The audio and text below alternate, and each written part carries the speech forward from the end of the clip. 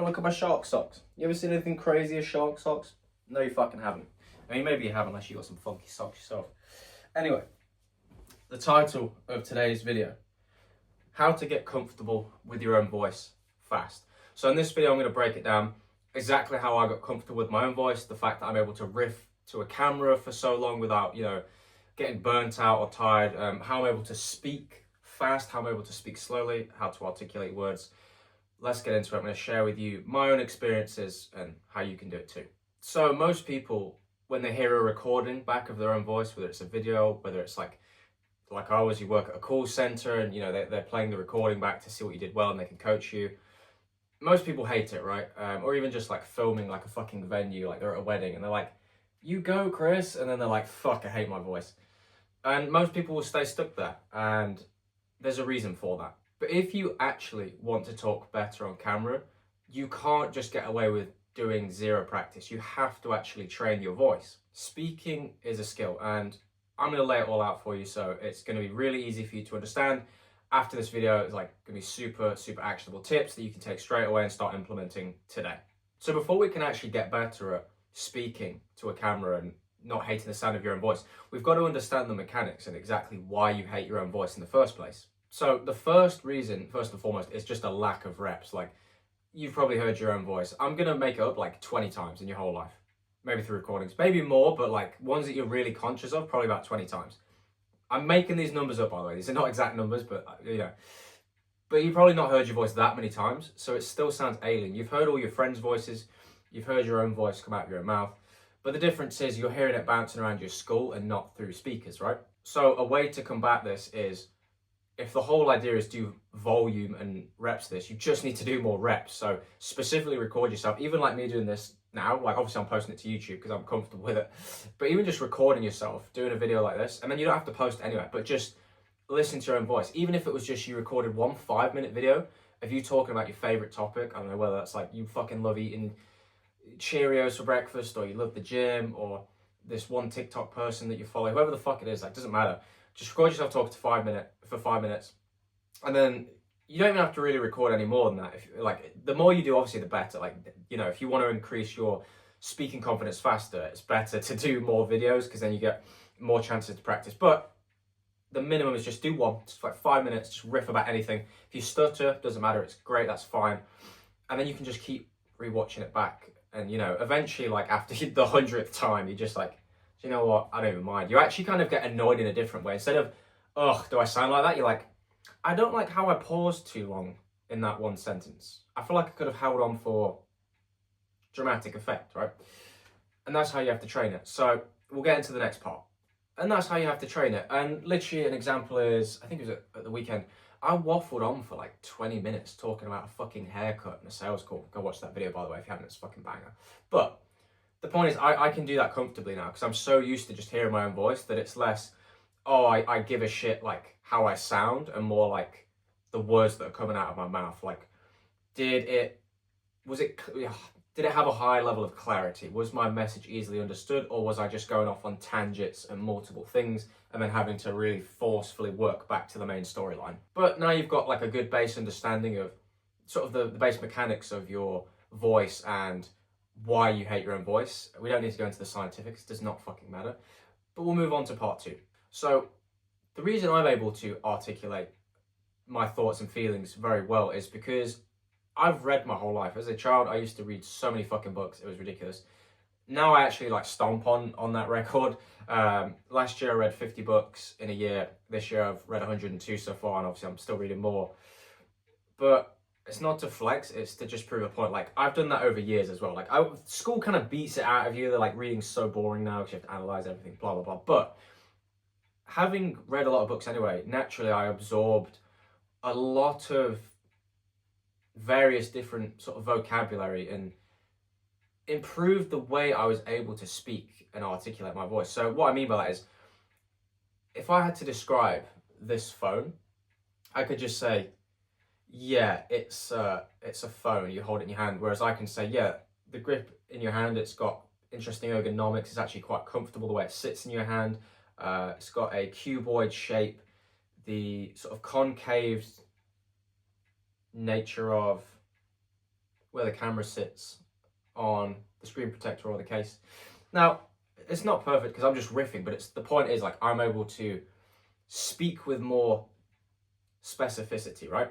Now, sometimes that's not actually the best thing you can do, and we'll cover that in a later point, but the idea is like, if you want to be able to explain shit more, you need more vocab, right? So that's my one tip is like, just read more, but not just, you don't have to do volume like I do, just read more, but like actually highlight words you don't understand. And then from there is go back over them again and again and again. So it's like, right, we found this new word where there's a big one I'll try and use, surreptitiously. And it's all good saying, oh, what the fuck does that even mean? Try and figure it out yourself. If you can't, it's fine. Look at the definition anyway. Oh, it means to sort of do so in a discreet way. I'll put the actual definition on the screen just because I don't want to butcher it too hard. Then what you do is you sort of go, okay, well, I understand it in context. Now let me try and use it in a sentence. So it's like, yeah, I was sat on the sofa with my girlfriend and I was trying to surreptitiously look at Instagram. And then again, what you do is like, oh, I've used it in a sentence. I've got more context of that word. And then obviously over time, like you can just keep saying it and try and maybe that sentence wasn't as accurate as I liked. You know, I'll put like a Harvard level fucking version of the word surreptitiously in a sentence just so you can see like the levels to it.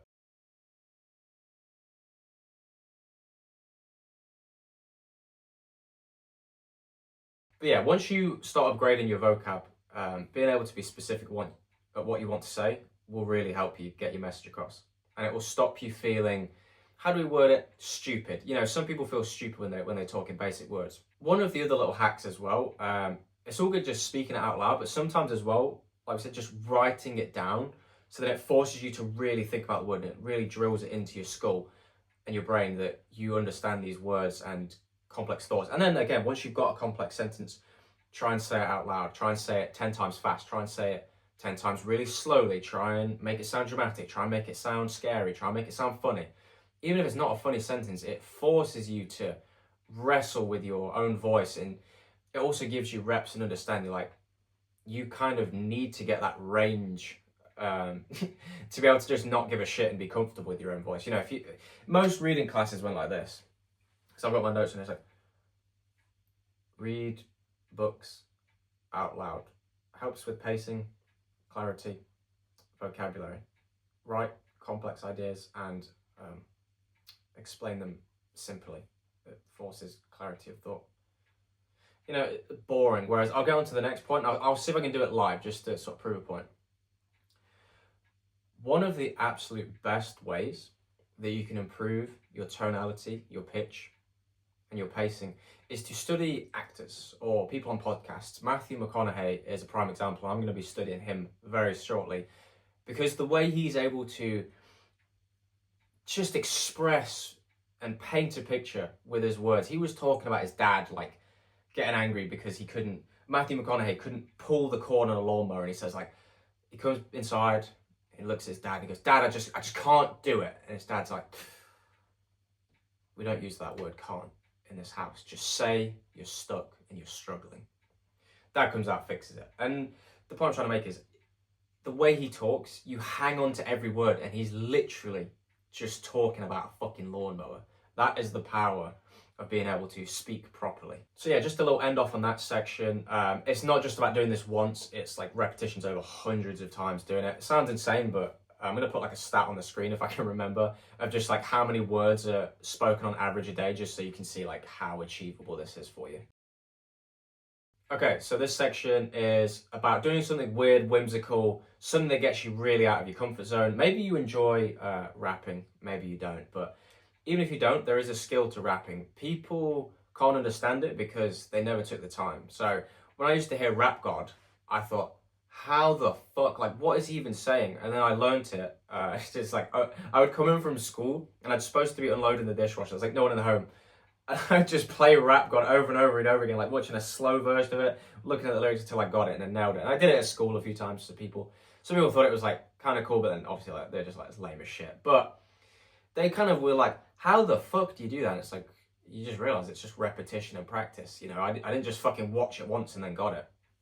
But then once you start doing faster raps, like Rap God seems easy. So the first one, just to give this context, I ever did this. I didn't know that this was going to help me. I just wanted to learn the rap. Was Earthquake by Labyrinth. Is it Labyrinth? Labyrinth in Tiny Tempo. He's like, yeah, fire, fire. Well, we are about to set this place on fire. You know the one. It's played in every fucking nightclub in the UK.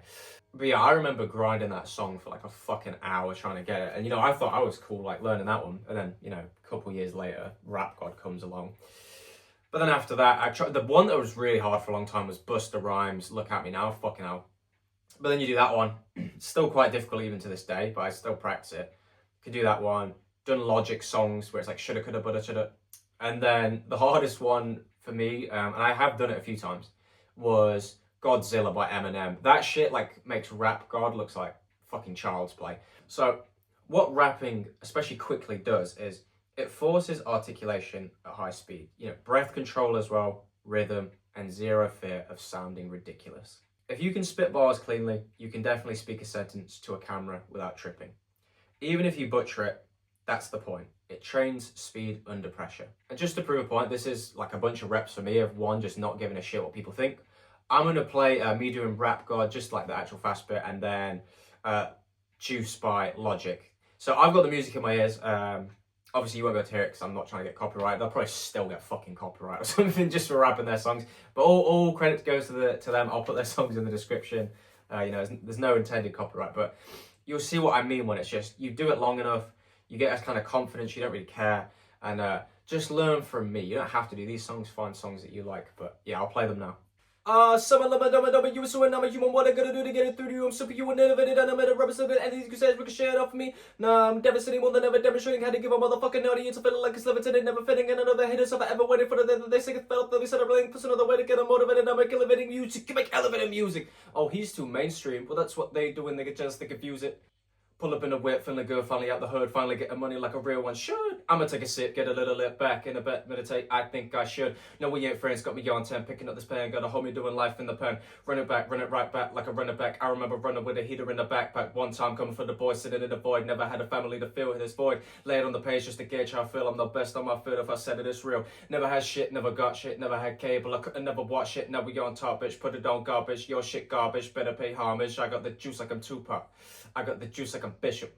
Okay, so section 4 is actually a paradox, and it's kind of completely the opposite of what we've just covered with trying to rap fast. This one's all about going slow so you can go fast. So you want to deliberately slow down, and what it does is it forces you to get uncomfortable, because most people, they try and talk too quickly. They get excited, or they're anxious, they're nervous, so they're trying to talk quickly and they're trying to get the point across because they don't want to forget anything they're saying, and sometimes it can just sound like word spaghetti, you know, someone just lobbed a fucking full bowl of spaghetti at you, and you're like, whoa.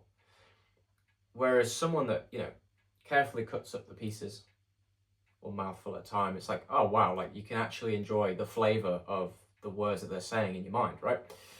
So we'll go into a bit more detail on this. Controlled speaking gives more authority because you're not in a rush to impress anyone. You're not in a rush to try and be loud and show off, because you can be loud, but you can be completely wrong at the same time. And there was this one clip, I think it was an ex-FBI guy or interrogation dude or whatever, and he said, yeah, on his first day in the job, you know, he was like shouting, "Stop! No, you're not doing that, no!" And he's like, if you really want to command someone, especially if you're like, say, a CEO in business, whatever, he's like, you don't shout at them. If you're not happy with someone's action, you don't say, "No, you don't do that again." You just say, "No, we don't do that." Because it's just fucking clinical. When you hear it, it sounds like some action movie shit, but there's a reason to it. That slowness, it just kind of, it's interesting. It makes you uncomfortable, but in the best way possible, because that's the intended.